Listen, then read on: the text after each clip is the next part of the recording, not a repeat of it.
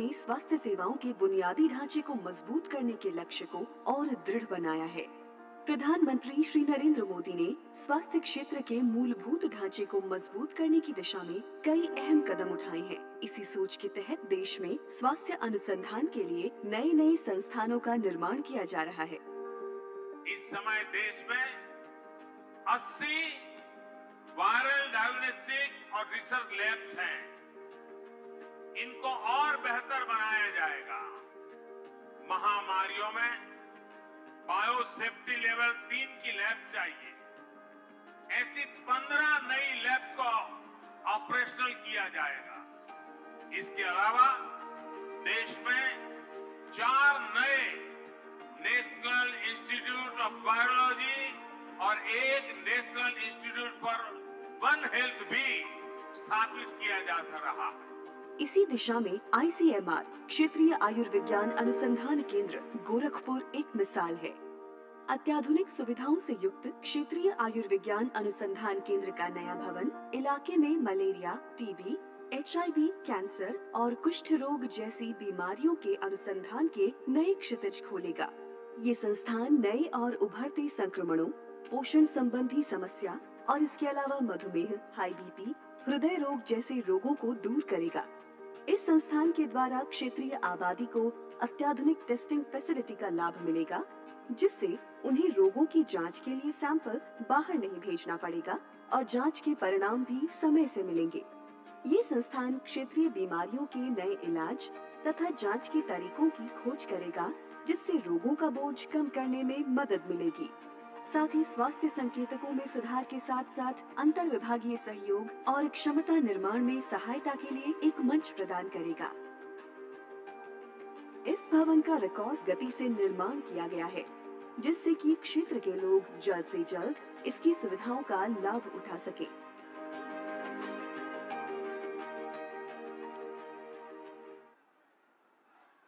बहुत बहुत धन्यवाद माननीय प्रधानमंत्री जी, उत्तर प्रदेश को स्वास्थ्य और समृद्धि के ये उपहार देने के लिए। माननीय प्रधानमंत्री जी ने देश को एक मंत्र दिया, सबका साथ, सबका विकास, सबका विश्वास और सबका प्रयास। वास्तव में आज जिन परियोजनाओं का लोकार्पण हुआ, उनके माध्यम से यही मंत्र फलीभूत हुआ है। मैं बहुत ही आदर के साथ माननीय प्रधानमंत्री महोदय से अनुरोध करूंगी कि अपने आशीर्वचनों से हमें अभिसिंचित करें। भारत माता की।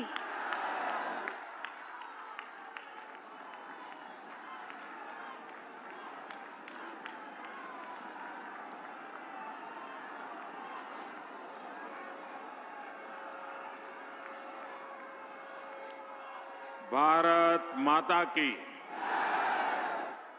भारत माता की। धर्म, अध्यात्म और क्रांति का नगरी गोरखपुर का देवतुल्य लोगन के हम प्रणाम करत बानी।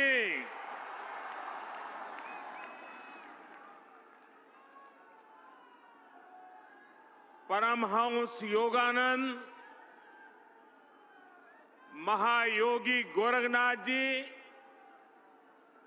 वंदनीय हनुमान प्रसाद पोद्दार जी और महाबलिदानी पंडित राम प्रसाद बिस्मल का ई पावन धरती का कोटि कोटि नमन।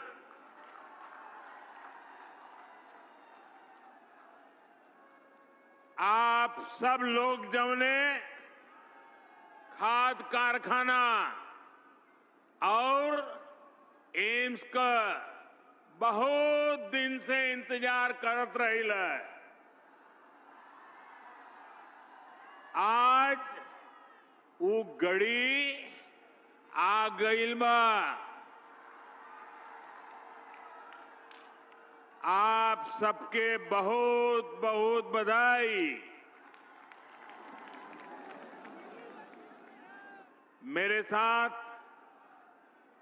मंच पर उपस्थित उत्तर प्रदेश की राज्यपाल श्रीमती आनंदीबेन पटेल जी, उत्तर प्रदेश के यशस्वी कर्मयोगी मुख्यमंत्री योगी आदित्यनाथ जी, उत्तर प्रदेश के उप मुख्यमंत्री केशव प्रसाद मौर्य, डॉक्टर दिनेश शर्मा, भारतीय जनता पार्टी उत्तर प्रदेश के अध्यक्ष श्री स्वतंत्र देव सिंह जी, अपना दल की राष्ट्रीय अध्यक्ष और मंत्रिमंडल में हमारी साथी बहन अनुप्रिया पटेल जी, निषाद पार्टी के अध्यक्ष भाई संजय निषाद जी, मंत्रिमंडल में मेरे सहयोगी श्री पंकज चौधरी जी, उत्तर प्रदेश सरकार के मंत्री श्री जयप्रताप सिंह जी, श्री सूर्य प्रताप शाही जी, श्री दारा सिंह चौहान जी, स्वामी प्रसाद मौर्य जी, उपेंद्र तिवारी जी, सतीश द्विवेदी जी, जयप्रकाश निषाद जी, राम चौहान जी, आनंद स्वरूप शुक्ला जी, संसद में मेरे साथीगण, यूपी विधानसभा और विधान परिषद के सदस्यगण और विशाल संख्या में हमें आशीर्वाद देने के लिए आए हुए मेरे प्यारे भाइयों और बहनों,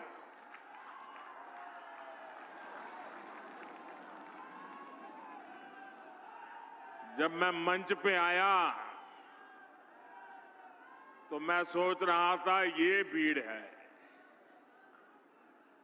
वो यहां नजर भी नहीं पहुंच रही। लेकिन जब उस तरफ देखा तो मैं हैरान हो गया, इतनी बड़ी तादाद में लोग, और मैं नहीं मानता हूं शायद उनको दिखाई भी नहीं देता होगा, सुनाई भी नहीं देता होगा। इतने दूर दूर लोग झंडे हिला रहे हैं।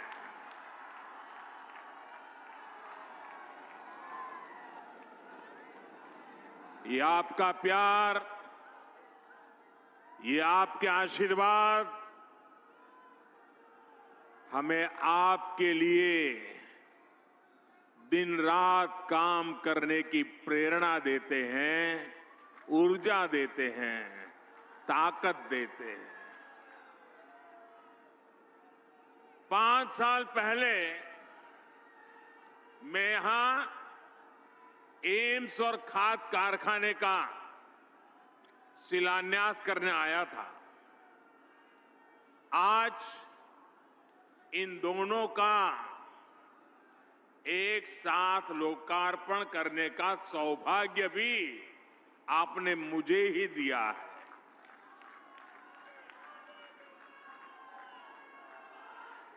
आईसीएमआर के रीजनल मेडिकल रिसर्च सेंटर को भी आज अपनी नई बिल्डिंग मिली है। मैं यूपी के लोगों को बहुत बहुत बधाई देता हूं। साथियों, गोरखपुर में फर्टिलाइजर प्लांट का शुरू होना, गोरखपुर में एम्स का शुरू होना अनेक संदेश दे रहा है। जब डबल इंजन की सरकार होती है तो डबल तेजी से काम भी होता है। जब नेक नियत से काम होता है तो आपदाएं भी अवरोध नहीं बन पाती।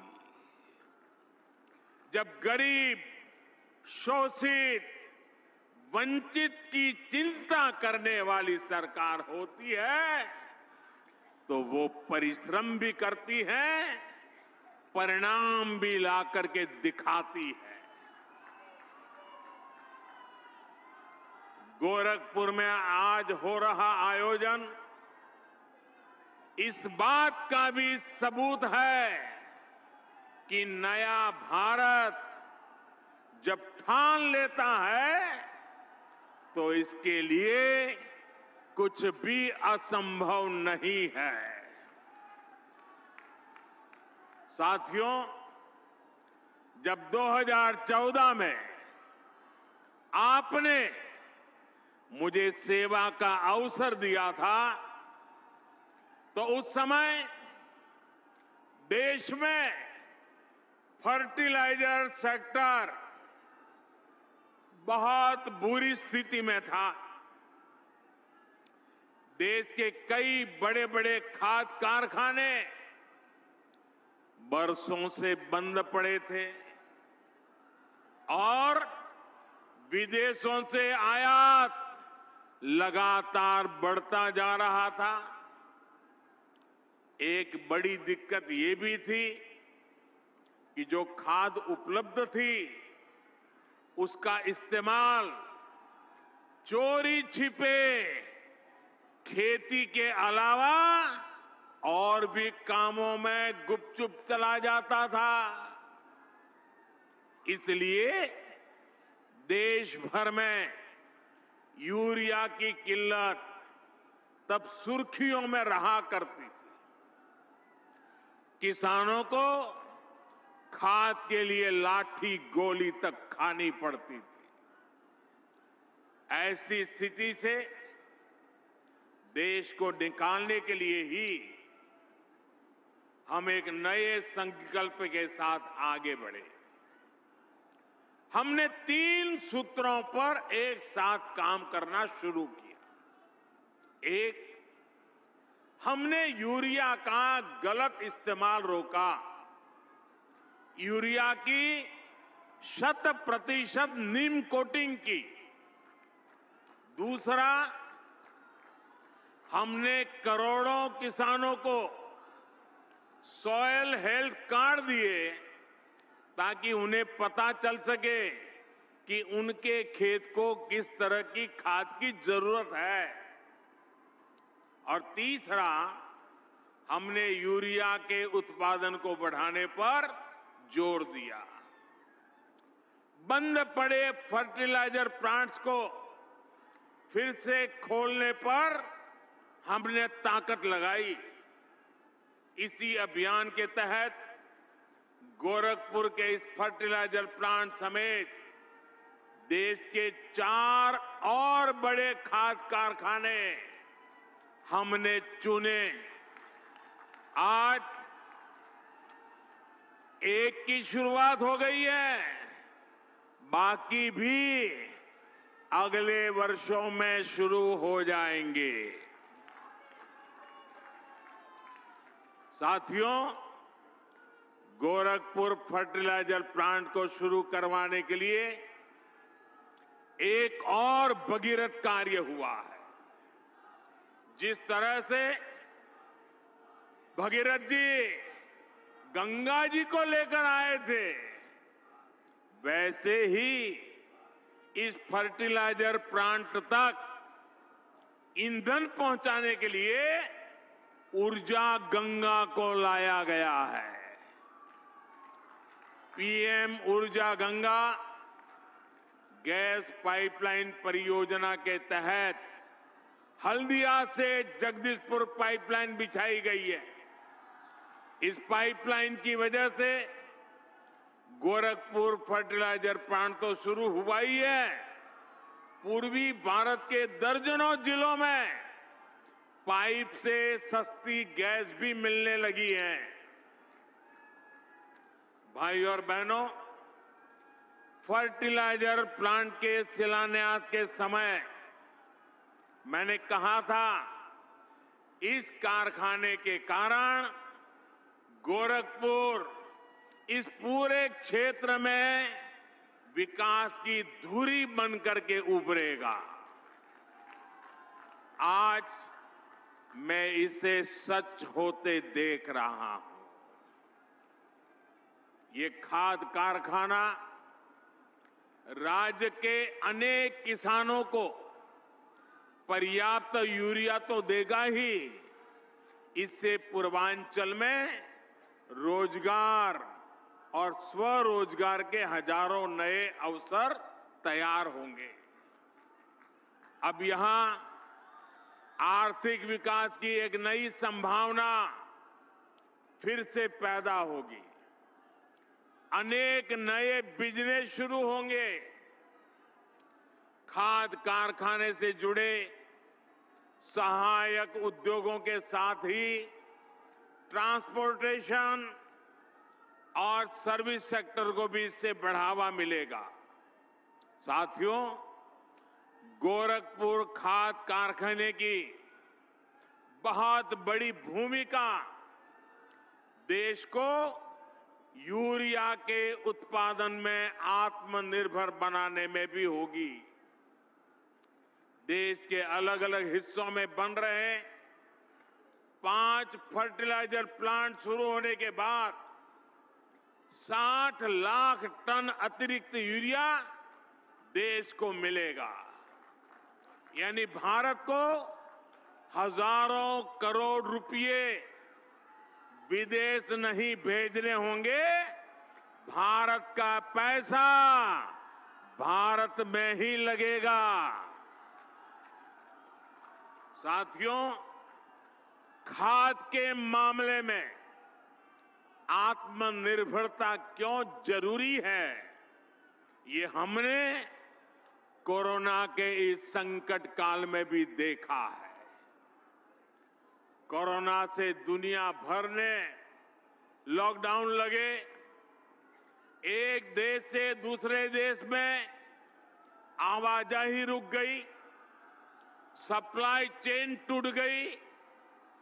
इससे अंतर्राष्ट्रीय स्तर पर खाद की कीमतें बहुत ज्यादा बढ़ गई। लेकिन किसानों के लिए समर्पित और संवेदनशील हमारी सरकार ने ये सुनिश्चित किया कि दुनिया में फर्टिलाइजर के दाम भले बढ़े, बहुत बढ़ गए, लेकिन वो बोझ हम किसानों की तरफ नहीं जाने देंगे। किसानों को कम से कम परेशानी हो, इसकी हमने जिम्मेवारी ली। आप हैरान हो जाएंगे सुनकर के भाइयों बहनों, इसी साल एनपीके फर्टिलाइजर के लिए दुनिया में दाम बढ़ने के कारण 43,000 करोड़ रुपए से ज्यादा सब्सिडी हमें किसानों के लिए बढ़ाना आवश्यक हुआ और हमने किया। यूरिया के लिए भी सब्सिडी में हमारी सरकार ने 33,000 करोड़ रुपयों की वृद्धि की। क्यों? कि दुनिया में दाम बढ़े, उसका बोझ हमारे किसानों पर न जाए। अंतर्राष्ट्रीय बाजार में जहां यूरिया 60-65 रुपये प्रति किलो बिक रहा है, वहीं भारत में किसानों को यूरिया 10 से 12 गुना सस्ता देने का प्रयास है। भाइयों और बहनों, आज खाने के तेल को आयात करने के लिए भी भारत हर साल हजारों करोड़ रुपए विदेश भेजता है। इस स्थिति को बदलने के लिए देश में ही पर्याप्त खाद्य तेल के उत्पादन के लिए राष्ट्रीय मिशन शुरू किया गया है। पेट्रोल डीजल के लिए कच्चे तेल पर भी भारत हर वर्ष 5-7 लाख करोड़ रुपए खर्च करता है। इस आयात को भी हम इथेनॉल और बायोफ्यूल पर बल देकर कम करने में जुटे हैं। पूर्वांचल का एक क्षेत्र तो गन्ना किसानों का गढ़ है। इथेनॉल गन्ना किसानों के लिए चीनी के अतिरिक्त कमाई का एक बहुत बेहतर साधन बन रहा है।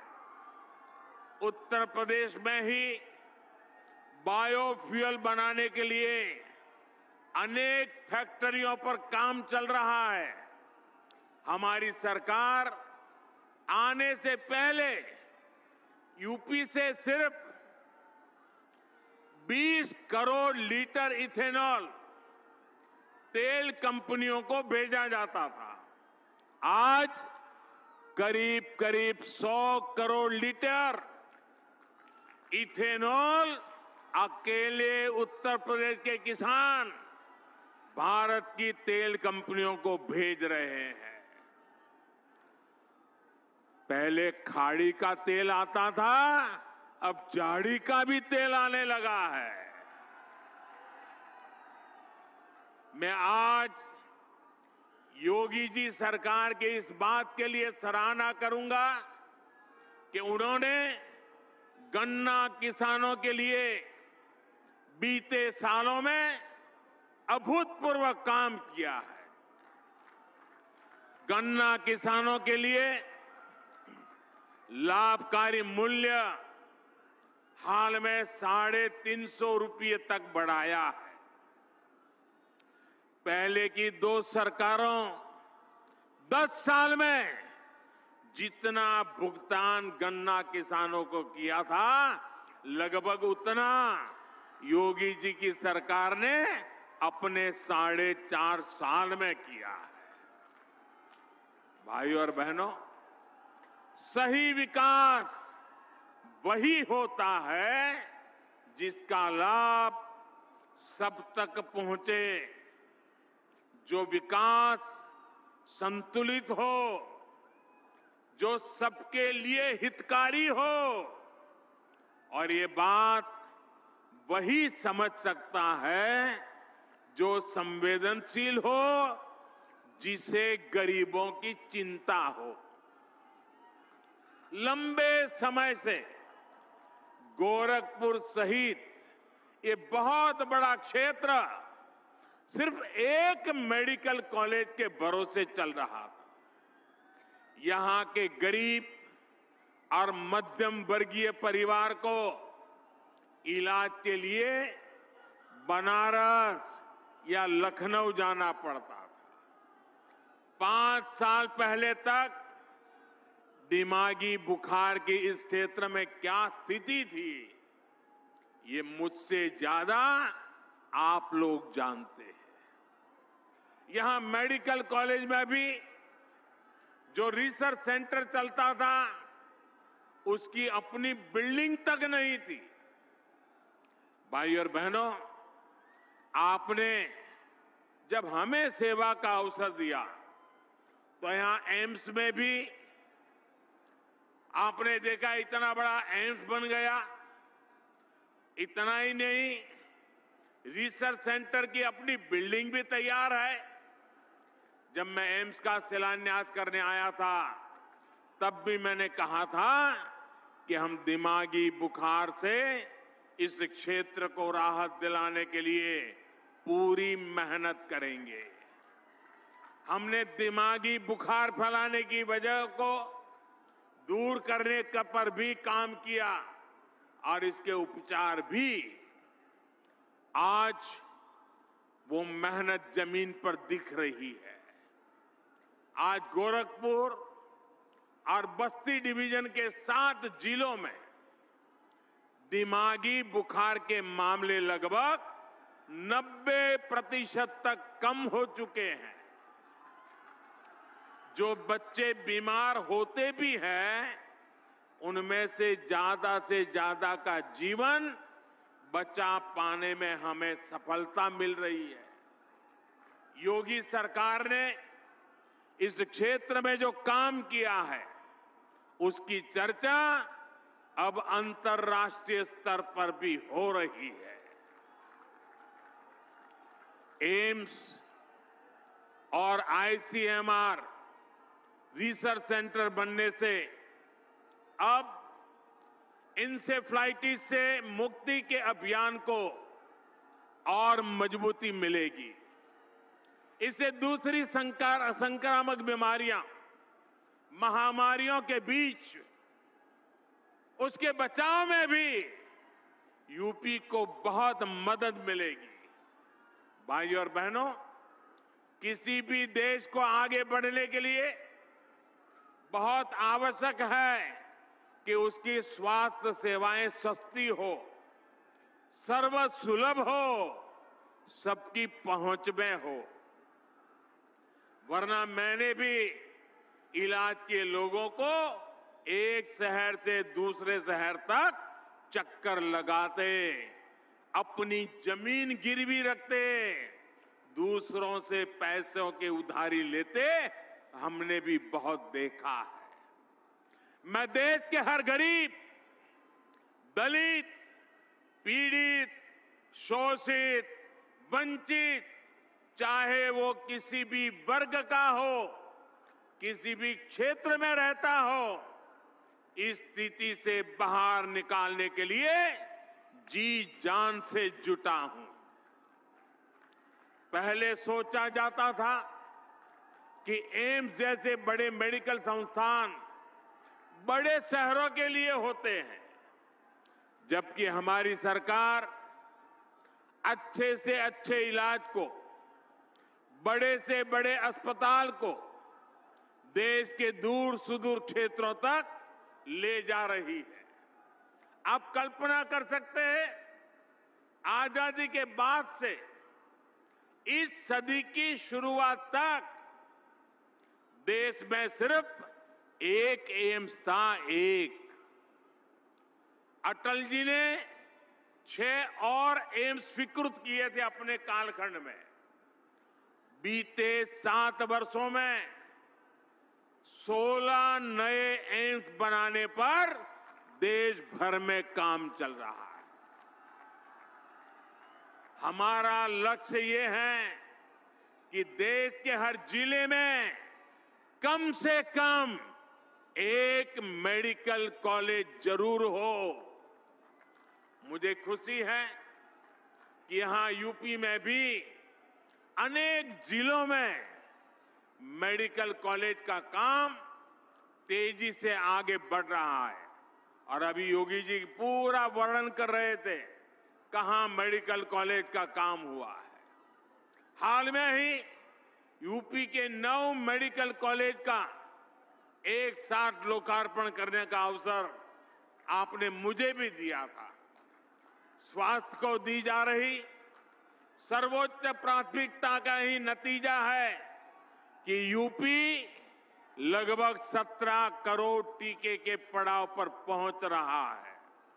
भाइयों और बहनों, हमारे लिए 130 करोड़ से अधिक देशवासियों का स्वास्थ्य, सुविधा और समृद्धि सर्वोपरि है। विशेष रूप से हमारी माताओं, बहनों, बेटियों की सुविधा और स्वास्थ्य, जिस पर बहुत ही कम ध्यान दिया गया। बीते सालों में पक्के घर, शौचालय, जिसको आप लोग इज्जत घर कहते हैं, बिजली, गैस, पानी, पोषण, टीकाकरण, ऐसी अनेक सुविधाएं जो गरीब बहनों को मिली है, उसके परिणाम अब दिख रहे हैं। हाल में जो फैमिली हेल्थ सर्वे आया है, वो भी कई सकारात्मक संकेत देता है। देश में पहली बार महिलाओं की संख्या पुरुषों से अधिक हुई है। इसमें बेहतर स्वास्थ्य सुविधाओं की भी बड़ी भूमिका है। बीते 5-6 सालों में महिलाओं का जमीन और घर पर मालिकाना हक बढ़ा है और इसमें उत्तर प्रदेश टॉप के राज्यों में है। इसी प्रकार बैंक खाते और मोबाइल फोन के उपयोग में भी महिलाओं की संख्या में अभूतपूर्व वृद्धि दर्ज की गई है। साथियों, आज आपसे बात करते हुए मुझे पहले की सरकारों का दोहरा रवैया, जनता से उनकी बेरुखी भी बार बार याद आ रही है। मैं इसका जिक्र भी आपसे जरूर करना चाहता हूं। सब जानते थे कि गोरखपुर का फर्टिलाइजर प्लांट इस पूरे क्षेत्र के किसानों के लिए, यहां रोजगार के लिए कितना जरूरी था, लेकिन पहले की सरकारों ने इसे शुरू करवाने में कोई दिलचस्पी नहीं दिखाई। सब जानते थे कि गोरखपुर में एम्स की मांग बरसों से हो रही थी, लेकिन 2017 से पहले जो सरकार चला रहे थे, उन्होंने एम्स के लिए जमीन देने में हर तरह के बहाने बताए। मुझे याद है जब बात आर्या पार की हो गई, तब बहुत बेमन से, बहुत मजबूरी में पहले की सरकार द्वारा गोरखपुर एम्स के लिए जमीन आवंटित की गई थी। साथियों, आज का ये कार्यक्रम उन लोगों को भी करारा जवाब दे रहा है जिन्हें टाइमिंग पर सवाल उठाने का बहुत शौक है। जब ऐसे प्रोजेक्ट पूरे होते हैं तो उनके पीछे बरसों की मेहनत होती है, दिन रात का परिश्रम होता है। ये लोग कभी इस बात को नहीं समझेंगे कि कोरोना के इस संकट काल में भी डबल इंजन की सरकार विकास में जुटी रही, उसने काम रुकने नहीं दिया। मेरे प्यारे भाइयों बहनों, लोहिया जी, जयप्रकाश नारायण जी के आदर्शों को, इन महापुरुषों के अनुशासन को ये लोग कब से छोड़ चुके हैं। आज पूरा यूपी भली भांति जानता है कि लाल टोपी वालों को लाल बत्ती से मतलब रहा है। उनको आपके दुख तकलीफ से कोई लेना देना नहीं है। ये लाल टोपी वालों को सत्ता चाहिए, घोटालों के लिए, अपनी तिजोरी भरने के लिए, अवैध कब्जों के लिए, माफियाओं को खुली छूट देने के लिए। लाल टोपी वालों को सरकार बनानी है आतंकवादियों पर मेहरबानी दिखाने के लिए, आतंकियों को जेल से छुड़ाने के लिए। और इसलिए याद रखिए, लाल टोपी वाले यूपी के लिए रेड अलर्ट है, रेड अलर्ट, यानी खतरे की घंटी है। साथियों, यूपी का गन्ना किसान नहीं भूल सकता है कि योगी जी के पहले की जो सरकार थी, उसने कैसे गन्ना किसानों को पैसे के भुगतान में रुला दिया था। किस्तों में जो पैसा मिलता था, उसमें भी महीनों का अंतर होता था। उत्तर प्रदेश में चीनी मिलों को लेकर कैसे कैसे खेल होते थे, क्या क्या घोटाले किए जाते थे, इससे पूर्वांचल और पूरे यूपी के लोग अच्छी तरह परिचित है। साथियों, हमारी डबल इंजन की सरकार आपकी सेवा करने में जुटी है, आपका जीवन आसान बनाने में जुटी है। भाइयों बहनों, आपको विरासत में जो मुसीबतें मिली हैं, हम नहीं चाहते हैं कि आपको ऐसी मुसीबतें विरासत में आपके संतानों को देने की नौबत आए। हम ये बदलाव लाना चाहते हैं। पहले की सरकारों के वो दिन भी देश ने देखे हैं जब अनाज होते हुए भी गरीबों को नहीं मिलता था। आज हमारी सरकार ने सरकारी गोदाम गरीबों के लिए खोल दिए हैं और योगी जी पूरी ताकत से हर घर अन्न पहुंचाने में जुटे हुए हैं। इसका लाभ यूपी के लगभग 15 करोड़ लोगों को हो रहा है। हाल ही में पीएम गरीब कल्याण अन्न योजना को होली से आगे तक के लिए बढ़ा दिया गया है। साथियों, पहले बिजली सप्लाई के मामले में यूपी के कुछ जिले वीआईपी थे, वीआईपी। योगी जी ने यूपी के हर जिले को आज वीआईपी बनाकर बिजली पहुंचाने का काम किया है। आज योगी जी की सरकार में हर गांव को बराबर और भरपूर बिजली मिल रही है। पहले की सरकारों ने अपराधियों को संरक्षण देकर यूपी का नाम बदनाम कर दिया था। आज माफिया जेल में है और निवेशक दिल खोलकर यूपी में निवेश कर रहे हैं। यही डबल इंजन का डबल विकास है। इसलिए डबल इंजन की सरकार पर यूपी को विश्वास है। आपका ये आशीर्वाद हमें मिलता रहेगा। इसी अपेक्षा के साथ एक बार फिर से आप सबको बहुत बहुत बधाई। मेरे साथ जोर से बोलिए, भारत माता की, भारत माता की, भारत माता की। बहुत बहुत धन्यवाद।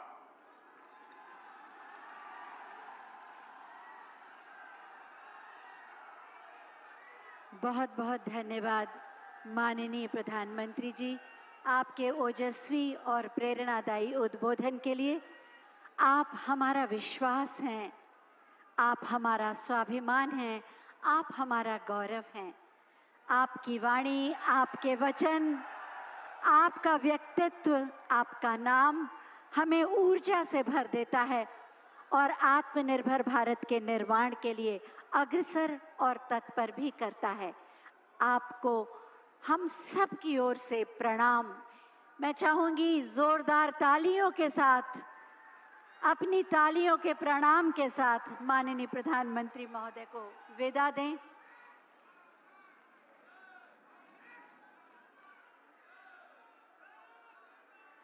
नए भारत के निर्माता, वो भारत जो असंभव को संभव कर देता है, और इसीलिए भारतवासी विश्वास के साथ कहते हैं, मोदी हैं तो मुमकिन है। असंभव को संभव करने वाले माननीय प्रधानमंत्री महोदय को करतल ध्वनि के साथ विदा दीजिए, अपने विश्वास के साथ, अपने आशीर्वाद के साथ। इसी के साथ ये आयोजन अब संपन्न होता है। आप सभी से अनुरोध है कि व्यवस्था और